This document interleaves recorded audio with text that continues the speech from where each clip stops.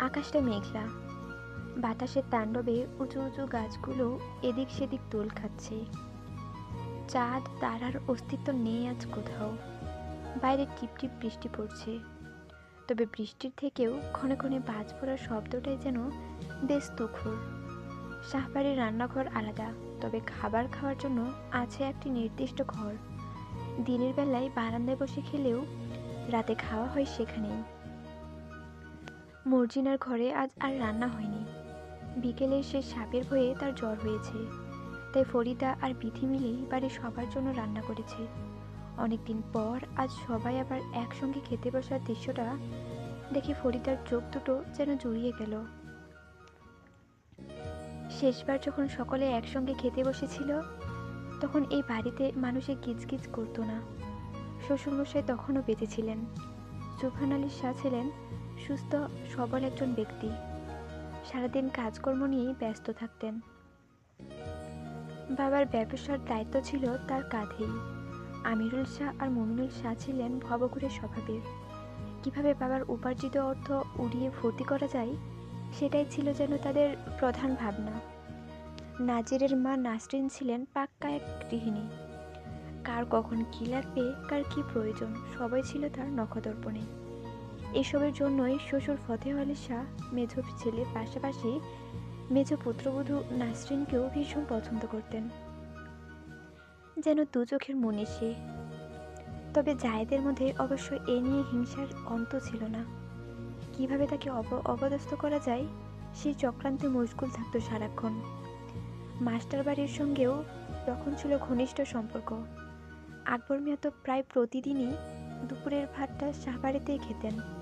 কিন্তু হঠাৎ করেই কি যে হয়ে গেল, আচমকা এক ঝড় এসে সব কিছু লণ্ডভণ্ড করে দিল। নিস্তব্ধ দুপুরবেলায় ধান খেতে খুন হলেন ফতেহ আলী শাহ। বিকেলের দিকে এক লোক মারফত বাড়িতে খবর এলো, ধান খেতে পড়ে আছে তার রক্তাক্ত দেহ।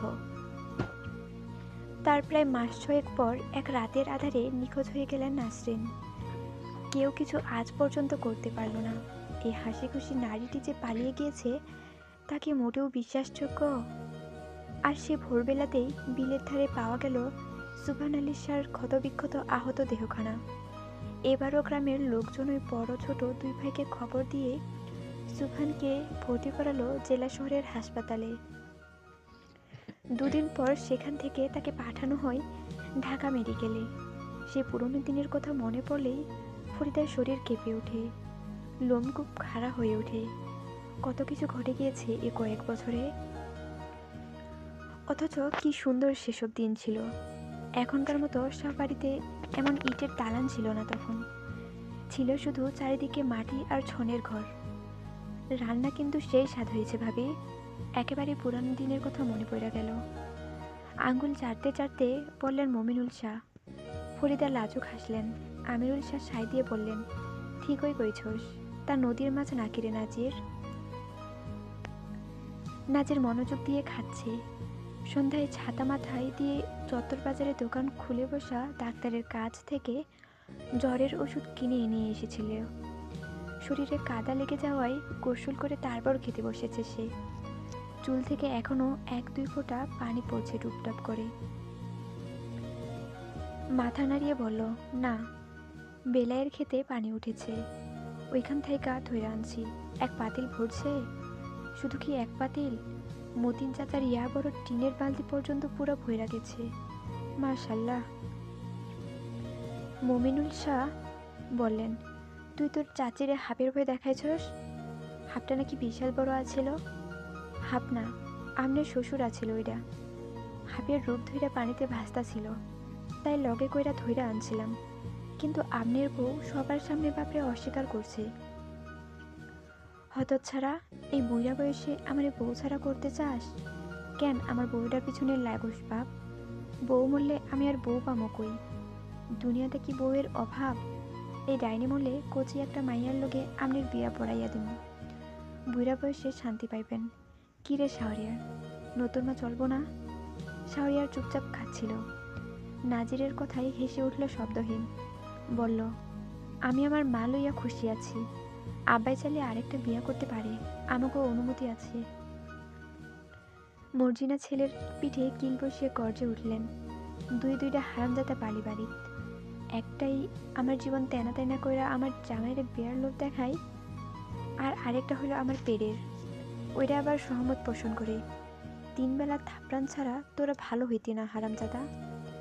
মুমিনুল শাহ নরম গলায় বললেন, আহা তুমি এমনি উত্তেজিত হইও না তো, গলা ভাঙ্গা যাইব, নেও ভাত খাও। বিধি ভাত পেরে দিল চাচি শাশুড়িকে। খাওয়া শেষ করে হাত ধুয়ে নিল নাজির। লুঙ্গির ভাঁজ থেকে ওষুধের পাতা বের করে চাচির কোলে রেখে বলল, নেন আপনি জ্বরের ওষুধ, ভাত খাওয়ার পর খাইবেন একটা, সকালে খাইবেন একটা, আল্লাহ চাইলে ঠিক হইয়া যাইব। রাগ কিছুটা কমলো মর্জিনার, মনটা নরম হলো, কিন্তু বাইরে তা প্রকাশ না করে ধমকালেন, তুই এই ঝড় বৃষ্টির মধ্যে ভিজছস আবার? তোর কাছে আমি ওষুধ চাইছি? ওষুধ ছাড়াই আমাকে রোগ ভালো হয়। একটু সক্রিয়া আদায় করেন, পরে ময়রা গেলে তো আমনের বউ পাগলা জামাই কইব, নাজির আমার বউডারে মাইরা ফেলছে, আমারে বিধবা বানাইছে, তখন কি হইব আমার? পুলিশে তো কোমরে দড়ি বাইন্ধা জেলে লইয়া যাইব। এদিকে বিয়া শাদিও এখনো করি নাই। নিজের কথা শেষ করে নাজির উঠে চলে গেল সেখান থেকে। মুমিনুল শাহ চেঁচালেন, এই নাজির, চাচারে বউ পাগলা কইয়া গেলি তুই, বেয়াদব পোলা। নাজির শুনল বোধ হয়, কিন্তু গুরুত্ব দিল না। মর্জিনা ওষুধের পাতা হাতের মুঠোয় নিয়ে মুচকি হাসলেন। সামনাসামনি ঝগড়াঝাটি করলেও আড়ালে ঠিক হয়ে মা ছেলের মতো মায়া মহব্বত আছে দুটোর। ঘটক লাল মিয়া ব্যস্ত মানুষ, ইউনিয়নের মধ্যে বেশ জনপ্রিয় ঘটক হিসেবেই তিনি পরিচিত। যে কোনো বাড়িতে বিয়ের বয়সী ছেলে মেয়ে থাকলেই তার ডাক পড়ে সবার আগে। পাত্রপাত্রী খুঁজে আনার কাজে তিনি এতই দক্ষ যে চাহিদা মতো জোড়া মেলাতে পারেন চোখ বুঝেই। এই যেমন গতকাল মাস্টার বাড়িতে পাত্রদের তালিকা দেখিয়ে আজই সঙ্গে করে নিয়ে এসেছেন তাদের মধ্যে একজনের পরিবার। বাড়ির গৃহিণীরা অতিথি আয়োজনে রান্না করে ব্যস্ত। নজরুল আলম পাত্রপক্ষকে বসার ঘরে বসালেন। একটু পরে কাশিম আলী, আকবর মিয়া এবং শৈতুন্নেছা এসে উপস্থিত হলেন সেখানে। বাড়ির সকল পুরুষ সদস্যকে একসাথে পাওয়া যায় না বললেই চলে। আগে ভাগে কাজ ভাগ করে নেওয়া থাকে তাদের মধ্যে। যেমন আজ নজরুল আলম আর কাশিম আলী দুই ভাই বাড়িতে থাকায় তাদের ছেলে মেয়েরাই বাইরে কাজ সামলাচ্ছে। পাত্রপক্ষ থেকে এসেছে মোট 10 জন।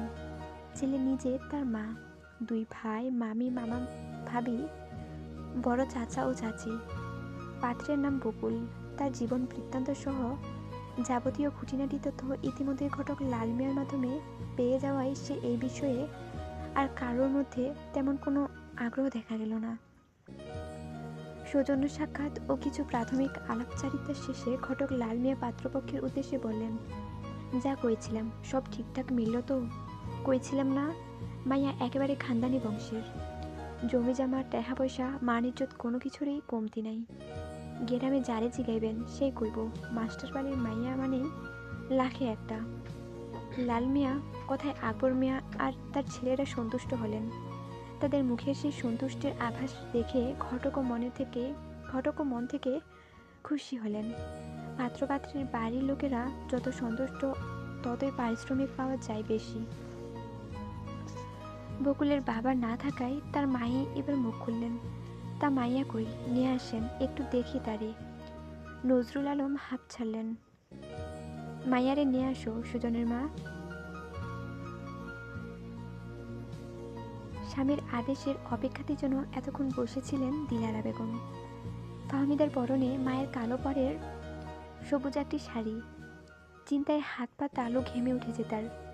এমন পরিস্থিতির সম্মুখীন পূর্বে কখনো হয়নি বলেই হয়তো এত জড়তা কাজ করছে। দিলারা বেগম মেয়ের কাঁধে হাত রেখে আশ্বস্ত করে বললেন, হেরা যা জিজ্ঞেস করবো তার সঠিক উত্তর দিবি, ঠিক আছে? বাপদাদার মান সম্মান যাতে একটুও নষ্ট না হয়। তোর দাদি ওইখানেই বইয়া আছে, তাই চিন্তা আর ভয়ের কোনো কারণ নেই। ফাহমিদা প্রত্যুত্তরে মাথা নাড়ল শুধু, কিন্তু চিন্তা বা ভয় কিছুতেই তাকে ছেড়ে গেল না। মাথায় ঘোমটা টেনে হাতে চা, বিস্কুট, শরবত সহ পিঠার ট্রে ধরিয়ে দিয়ে মেয়েকে নিয়ে বসার ঘরে হাজির হলেন দিলারা বেগম। বিনীত ভঙ্গিকে সবাইকে সালাম দিল ফাহমিদা। যা শেখানো হয়েছে তাই করল। সামনের কাঠের টেবিলটায় রাখলো হাতে রাখা সেই ট্রে। শাশুড়ির ইশারায় দিলারা বেগম চলে গেলেন। শৈতুন্নিছা নাতনির উদ্দেশ্যে বললেন, এইখানে আয়া বস। ফাহমিদা নীরবে গিয়ে বসলো তাদের পাশে ফাঁকা স্থানটিতে। বকুলের মা রমেছা মেয়ের মুখপানে বেশ কিছুক্ষণ তাকিয়ে থেকে হাস্যোজ্জ্বল মুখে বললেন, মাশাল্লাহ, লাল মিয়া ভাইয়ের কাছে যতটা শুনছি তার থেকে সুন্দর আছে মাইয়া। তোর লেখাপড়া কত দূর? প্রাইমারি গণ্ডি পার হইছ? আকবর মিয়া উত্তর দিলেন, সামনের বছর মেট্রিক দিব। মাশাল্লাহ মাশাল্লাহ। আমার পোলাই সরকারি চাকরি করে, বড় অফিসার, বেতন ভালোই পাই। দুজন রে মানাইব ভালা। নজরুল আলম বললেন, লাল মিয়া কইছে। বকুলের মামি বললেন, তা মা একটু হাইটা দেখাও দেখি। পা সোজা না বেহাত তা তো একটু দেখে নিতে হয়। ফাহমিদা একবার বাবা তো আরেকবার দাদার দিকে তাকালো। দাদা বাবার যদিও কথাটা পছন্দ হলো না, তবুও চুপ রইলেন দুজনেই। এটাই সামাজিক নিয়ম, এভাবেই সব জায়গায় মেয়ে দেখা হয়। তাদের জন্য তো আর সে নিয়ম কেউ ভাঙবে না, বরং ভাঙবে বিয়ে। তাদের বিয়ের সময়ও এমন করেছে তাদের মা চাচিরা। সৈদুন্নেছা ফিসফিস করে বললেন, যা হাইটা দেখা বুবু, সোজা হাইটা একবার ওই দরজা পর্যন্ত যাবি, এরপর আবার এখানে আয়া বইবি। দাদের কথা মতো তাই করল সে। বসা থেকে উঠে সোজা হেঁটে গেল সদর দরজা পর্যন্ত, তারপর পুনরায় হেঁটে এসে পূর্বের স্থানে বসল। মামি ফিসফিস করে কিছু বললেন হয়তো ননদকে, যা বাকিরা শুনতে পেল না। বকুলের ছোট ভাবি সাহেরা মুখ খুললেন এবার, চুল কেমন লম্বা, ঘুমটা সরাও দেখি বইন, বলে তিনি নিজেই হাত বাড়ালেন দেখার জন্য। এবার শৈতুন্নেছা বাধা দিলেন, ভদ্র ভাষায় বললেন, পরপুরুষের সামনে মাইয়া ঘুমটা খুলব না। আমাগো বাড়ির অনেক নিয়ম কানুন আছে, তাছাড়া আমগো ধর্মেও চুল দেখানো জায়েজ না। মা চাচির থাইকাই তো এসব শিক্ষা পাইয়া আইছি। পরপুরুষ কেটা চাচি? আমার ভাই ভাসুর আর পোলারাই তো আছে। বিয়ার পর তো হেরাই মাইয়ার চাচা শ্বশুর, মামা শ্বশুর, দেওর ভাসুর হইব। মা রমেছা বললেন কথাটা। আমাগো সময় চাচা শ্বশুর মামা শ্বশুর গো ভাগনা বইয়ের মুখ দেখানোই নিষেধ আছিল। হেরা বাড়ি তাইলে ঘরের এক কোনায় শাশুড়ির আদেশে পালাইয়া থাকতাম। হেরা গেলে হেরপর বাহির হইতাম, আর দেওর তো মরণের সমান। সাহেরা মুখ কারো করে বললেন, তো মাইয়ার চুল দেখবো না, যাচাই বাছাই ছাড়াই বিয়া ঠিক করবো? আমি কি নিষেধ করেছি? দেখবা না কেন, অবশ্যই দেখবা, এরা তোমাকে অধিকার। তবে এনে না, দেখতে হলে ভিতরের ঘরে আইও। মহিলারা এবার যেন কিছুটা সন্তুষ্ট হলো।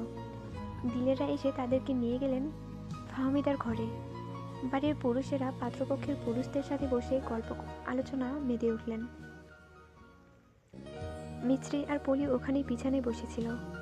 অপরিচিত রমণীদের দেখে চট করে উঠে দাঁড়ালো তারা। ঘর থেকে বের হতে যাবে, তখনই খপ করে পলির হাতটা ধরে ফেললেন পাত্রীর মামি। জিজ্ঞেস করলেন, তোমার নাম কি? আচমকা হাত ধরায় অপ্রস্তুত হলো পলি। আমতা আমতা করে বলল, পলি খাতুন। উত্তর পেয়ে হাসি চওড়া হলো মহিলার। দিলারার উদ্দেশ্যে বললেন, আমনিগো বাড়িতে দেখি অনেক সুন্দর সুন্দর মাইয়া আছে। আমার পোলার লাইগাও মাইয়া দেখতেছি। নিজেকেও ক্ষেত খামার আছে, বছরের ধান নিজেরাই কইরা খাই। পোলা আমার ভালা রোজগার করে। মিছরি মুখ টিপে হাসলেন। পলি চোখ রাঙালো ননদকে।